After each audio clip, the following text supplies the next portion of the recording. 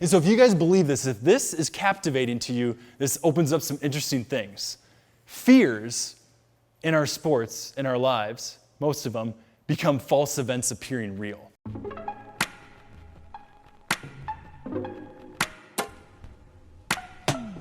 You just need that first laugh sometimes, because you know what I mean? Like when you tell your first joke, babe, you see me, and then you don't get a laugh and you're like, this could be a long day. So you're trying to feel out the audience early on, so let's hope that happens. Kind of connect with them and say, this is why, Oregon, this is my dream to speak here. I wanted to play here, but I just want to tell that story. Send me your location, let's focus on communicating, cause I just need the time and place to come through.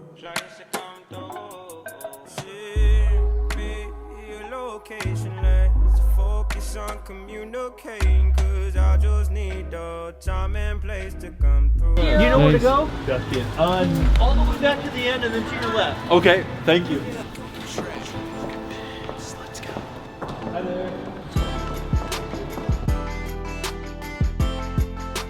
Yeah, I'm the one speaking, so do I? Yeah, can I just set up over here? Plug in my go for it.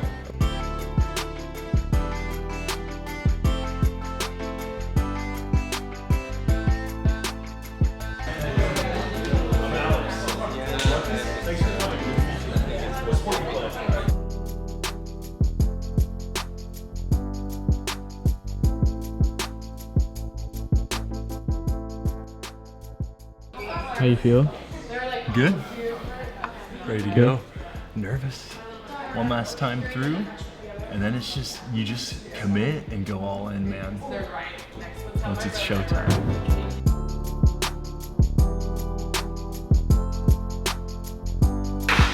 All right, thank you guys all for coming. And so what I'm here to do today is just spread a message that really changed my life. And I want to share it with you guys and hope you can take some value from it as you continue your careers. And I thought about it for a second. I'm like, he noticed I had waste in my game, and he gave me a good process to follow. And then I thought about all of my weight training coaches. What do? They look at your body mass or your movement or your flexibility, and they're like, what's wasteful there? How can I make you stronger, faster, more flexible? And they give you a good process, whether it's a nutrition plan, a workout plan, they give you a good process to eliminate that waste. And I was like, shouldn't a great mental training program just take the drama or the mental and emotional waste and give you good mental processes to eliminate that? And so it was this huge connection for me where that day, what Sai was talking about with drama was just the mental and emotional waste we have as athletes. And if we can just teach and learn great mental processes, we won't have any of that in our game. And so this starts a vicious cycle as an athlete. When you do this one or two times, when the going gets tough, you choose to step down instead of step up and justify it, it starts the cycle of a very poor work ethic. You know what, that's it. You know what I gotta do, I'm a leader? We're gonna have a players-only team meeting. Have you guys ever heard of these? Get the coaches out, we're just gonna figure this out. And so we went into this room, kind of like this, but not as nice as this at my Division II, but in a room. And I was like, guys, what is it we need? What is it we need to start winning? And what is it we need to start being happy here? And everybody's frustrated, what can we do? And for 2 hours, we did a bunch of this. We could have been working out, trying to get better. But instead we said, if you could change the offense we're running, the defense we're running, we could play a little faster. If we didn't have to travel with the girls' team, if we had Nike shoes instead of Converse shoes, and if we didn't have to, eat Jimmy John's on the road, and we could have Subway, and we just came up with this ridiculous list of all the things that if you just changed that, we would be the happiest and most successful team. We would win every game from there on out. And so before we look at changing mindsets, we really got to look at what adds impact to our sports, what really helps add impact to our competitions, to our teams. Well, you never know what the true impact is of someone until you know what they take away from a team. And here's where the drama comes in. What's your emotional expensiveness on the team? How much energy do you suck away from your teammates or your coach? What's your drama quotient, your freak out factor in games? Because when drama enters a team or the equation, it spreads, doesn't it? We studied happy high performers and unhappy high performers. So you guys are Division I athletes, you're all high performers. So we looked at the ones that are happy and unhappy, and we only found one difference between the two. And it was the level of personal accountability they take for their lives. And so ownership, you see it, I know you already saw it, huge part of it. Huge part of it. A lot of people say hold people accountable. Ownership's a big piece. People need to be held accountable, but it actually starts with commitment. Because it's hard to hold someone accountable to something if they were never committed in the first place. You guys, and you can feel that. That makes sense. You know, sometimes when you're not committed to something and someone asks you to own up to it, it's really hard. You have to make an excuse. If you choose to buy in and then you do all you can to make it work, ownership's never painful. Even if it goes bad. You can say, you know what, I chose to, assume that. You can really just own up to it and it's not tough. And then you're thinking, how could I make a play? What are 3 things, what sport do you play? Lacrosse. Say no one's making a play. What are 3 things you could do to start making a play?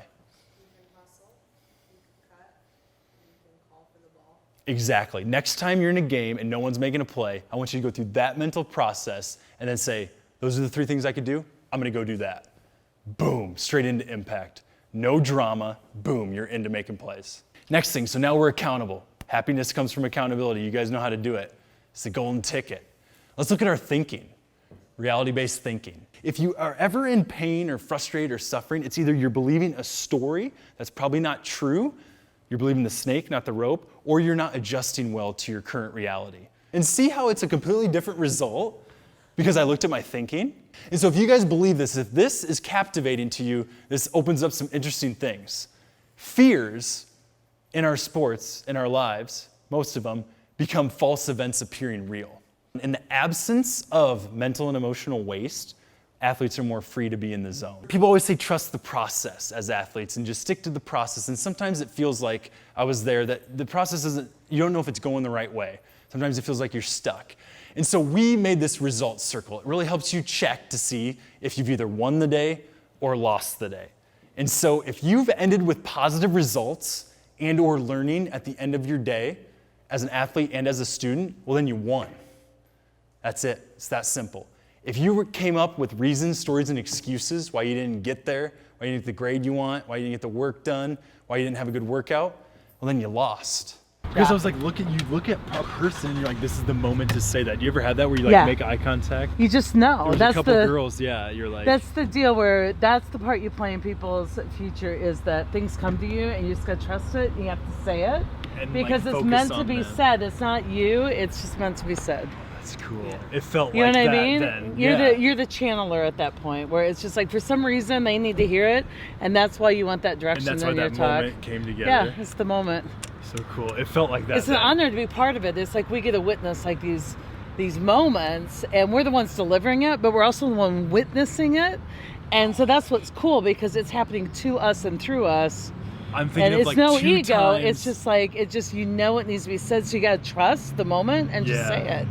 And just say it because the people come up to you afterwards. They go, "I needed to hear that," and then you know it's not. It's not ego. It's not that you come up and you go, "Oh, I knew that." It's like I trusted that inspiration hit me. I like the equation.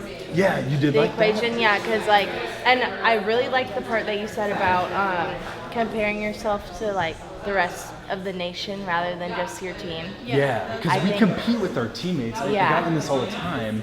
You compete against your teammates because you're trying to improve each other, but then you get so competitive with them, it's like you forget the competition is, the Pac-12 and where you guys are trying to win national titles. Yeah, that's the thing. Like the softball program here has been like extremely successful for the past couple years, but like we've always hit this like hump at the end of the season. Yeah. And I think a lot of it, like last year, is what you were saying with like the BMW drive. Yeah, I like that too.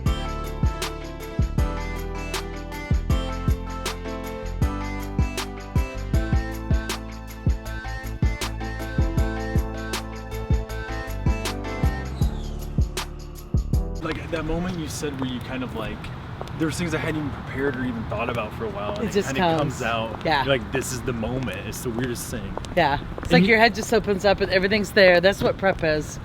It's crazy. Luck is when opportunity meets preparation. I love that. Mama told me it'd be days like this, but I ain't never ever think it'd be a day like this. Nah, not now, not ever. And now until forever, you would never need a number. Let's go, Coach! Let's go!